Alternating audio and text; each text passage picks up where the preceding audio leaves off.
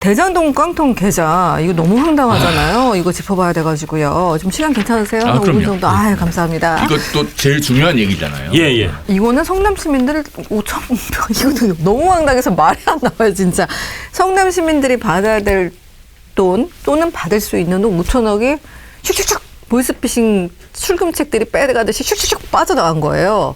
아, 이거는 제가 정리를 빨리 할게요. 경기 성남시가 대장동 개발비리 사업자들의 범죄 수익을 환수하기 위해 가압류한 계좌를 들여다봤더니 상당수가 5만 원, 7만 원 이런 일이 있었다고 합니다. 잔액 띄워주시고요. 범죄 수익 환수하겠다면서 성남시장이 나서가지고 대장동 일단 계좌 상당수를 압류를 했어요. 가압류를 했어요. 근데 검찰이 앞서 2022년 김만배, 남욱, 정영학 씨 등이 거둔 범죄 수익을 약 4,449억 원으로 추정하고 재산을 동결, 추징 보전을 했는데요. 알고 봤더니 그 계좌에 7만 원, 5만 원, 173만 원. 그나마 남욱은 덜 뺐어. 4,800만 원, 4억 1,900만 원. 아니 5만 원 왜 남겨둔 거야? 저거 이자 계산 들어온 건가? 천하의 김만배 선생 네. 통장 3개를 압류했는데 그 총액 186만 원이면 제 예금 통장보다 적어요.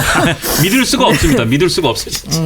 우물쭈물하다가 이렇게 될 줄 알았어요. 그러니까. 네. 그리고 정성호 장관이 무슨 뭐 민사소송을 적극 지원하겠다라고 할 때 저는 뭐 코웃음도 안 쳤습니다. 당연히 안 믿었고 왜냐하면 정성호 장관은 전 국민 앞에서 거짓말을 하신 분이니까요. 제가 이렇게 단언할 수 있는 이유는 그 11월 7일 밤 자정이 되면서 대장동 항소 포기가 돼서 이제 영원히 항소를 못하게 됐잖아요. 네. 그리고 11월 10일 월요일 아침에 정성호 장관이 이른바 도어 스태핑이라는 걸 합니다. 네. 출근길 문답을 하죠. 네.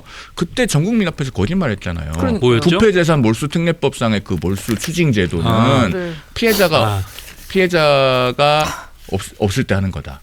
아니에요. 그 사기 횡령 배임이 전형적으로 그렇죠. 피해자가 있는 사건이고 맞아요. 그 법은 정성호 장관 본인이 찬성표 던졌다고 제가 이 방송에서도 법을 말씀드리지 않았나요? 네. 제정할 때부터 사기 횡령 배임이 대표적으로 있었고 그건 범죄 피해자가 있는 사건이에요. 그런데 피해자가 피해 회복하는 게 심히 곤란할 때 검사가 국가공권력을 동원해서 재판에서 추징 판결 받아가지고 추징해서 피해자한테 돌려주라고 만든 법입니다. 그렇죠. 그런데 그 도어 스태핑 할 때 전 국민 앞에서 거짓말했잖아요. 그냥 쉽게 풀어 말씀드리면 정성호 장관이 항소 포기해서 돈 추징 날라간 날 다음 날에 항소 포기 안 했어도 어차피 이 형사 재판으로 못 찾는 돈이었어요. 국민들한테 이렇게 얘기했는데 아니에요.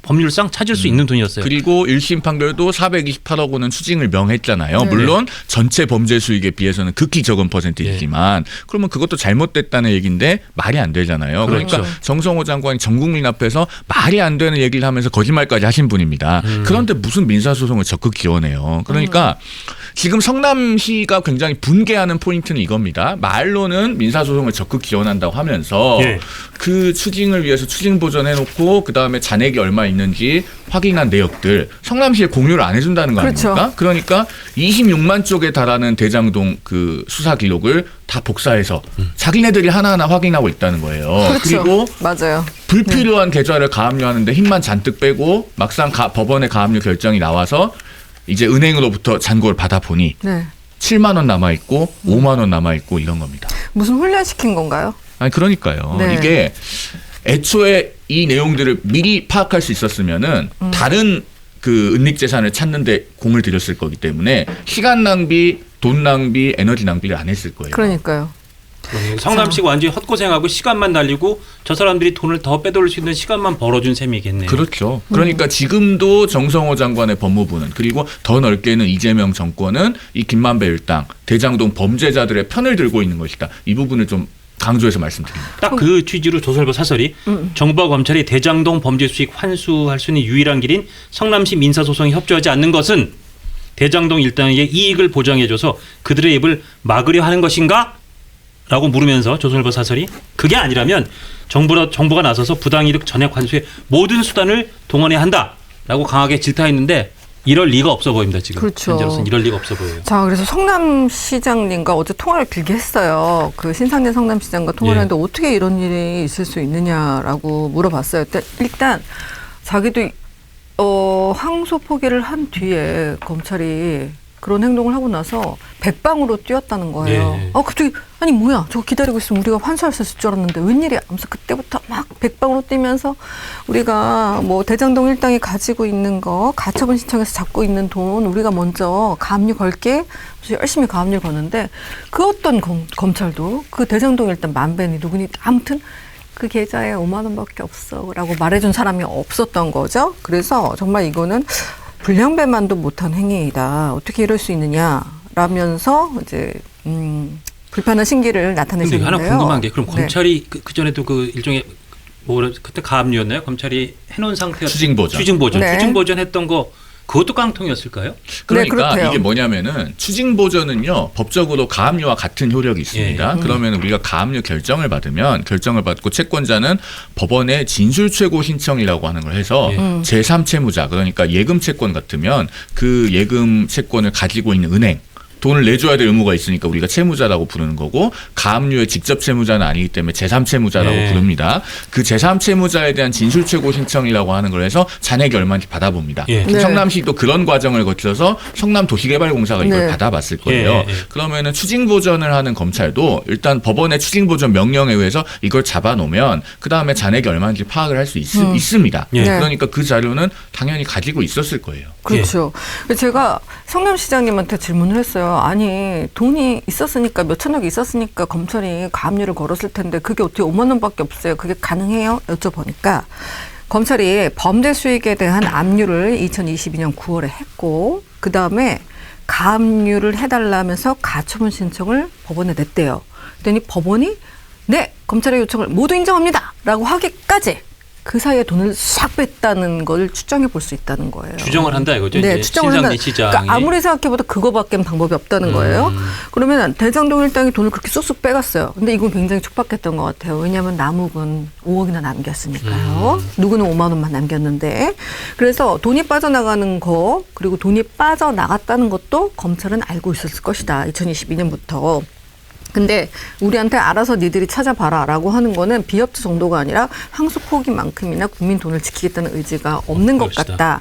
그러면서 문제 제기를 하는데 그러면 이 돈을 2022년에 비트코인도 아니고 계좌에서 계좌로 간 거가 아니에요. 계좌에서 쌌든지 아니면 은행 창구에서 누가 갖다 놓든지 뺐어요.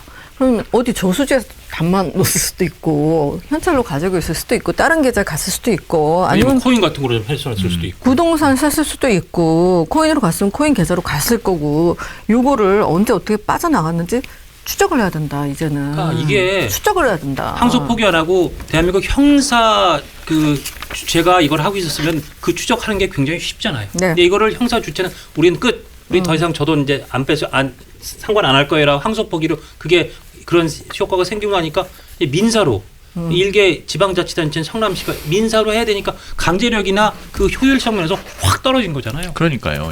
그리고 사실 이 부분은 별도의 범죄가 성립할 가능성이 상당히 높아요. 예. 그러니까 이 김만배 일당들이 2022년에 돈을 뺐으면 예. 강제집행 면탈죄도 성립할 수 있고 그다음에 예. 범죄수익 은닉에 해당하잖아요. 그러면은 이 별건의 범죄 혐의를 은닉해서 당연히 적극적으로 수사를 해야 되는데 검찰이 이제 폐업하잖아요. 그렇죠. 10월이면 문 닫는데 누가 수사하겠어요? 그다음에 이게 경찰로 넘어가면 경찰은 지금 김병기, 강선우 이런 사람들도 제대로 수사를 안 하는데 이거 수사 제대로 되겠습니까? 될 리가 없죠. 그러니까요. 이게 참 아까 거학횡재 예, 거학횡재, 국장님 서민 우리 제한 거학횡재. 이런 부정적인 말씀 마시고 예. 당장 삽이랑 곡괭이 들고 마늘밭부터 한번 파보아요. 이분들은 어디 마늘밭에 있을 수도 숨길 있- 분들이 아니에요. 어디 내가 있을 보니까. 수도 있어요. 이게 4천억 정도니까. 가상자산을 구입해서 네. 해외 가상자산 그 사이트로 빼돌렸으면 예. 찾기가 매우 힘듭니다. 그러니까요. 예. 그랬을 가능성이 꽤 높아 보여요. 그러니까요. 예. 이 영상이 마음에 드셨다면 압도적인 좋아요와 구독, 알림 설정. 부탁드립니다. 뉴스트라 타노스!